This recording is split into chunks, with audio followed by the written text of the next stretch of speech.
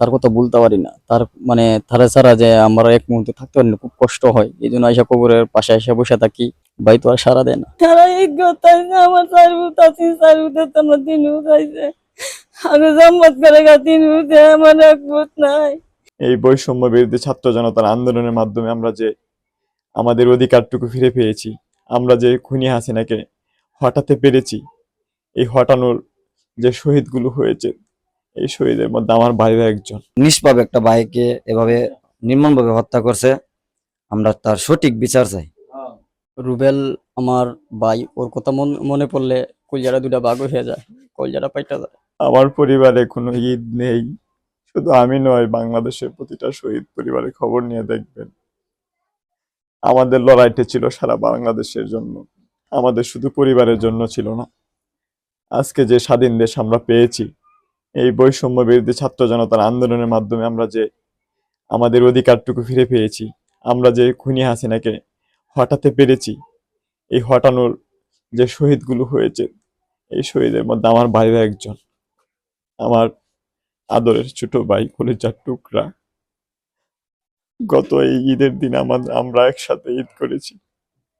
আমাদের এখানে কান্নার রোল চলে সব সময়। বিগত এই প্রথম রোজা থেকে শুরু করে আজকে ঈদের দিন পর্যন্ত আমার মায়ের কান্না, প্রতিদিন সেহেরি সময়, তাহাজ্জুদের সময় যখন আমার মায়ের কান্না আমি রুম থেকে শুনতে পাই, আমার মুখে আমি রুমাল দিয়ে চাপ দিয়ে দূরে রেখে আমি কান্না করি আস্তে আস্তে, যাতে মা বাবা যাতে ভেঙে না পড়ে। এই আজকে 2 দিন ধরে আমার হোটেল লেগে কান্দতে কান্দতে একদম শান্ত হয়ে গেছে। কেমন কথা কোয়ার আর নাই। আমরা কি কইয়াম, ভিতরে চোখে হানি নাই, ভিতরে কথা নাই। আমার হোটেল লেগে অনেক কিছু গত ঈদে আইসি আয়া ঠান্ডা কিনছে, ঠান্ডা কিনে লিয়ে বাইতে আইসি আয়া দিস আমার তো বা এটা আমরা খাওয়া হয়। এই বছর তো আমার হোটেল দেন না, খাই না, এই অবস্থায় আছি আর কি। সারা এক গতাইছে আমার সারবুত আছে সারবুতে তোমার দিন উঠাইছে আমি জম্মত করে গা দিন উঠে আমার এক ভূত নাই। আমার কলজার মাঝে কে আঘাত দিছে, আমার কলজার মাঝে কে দিতেছে।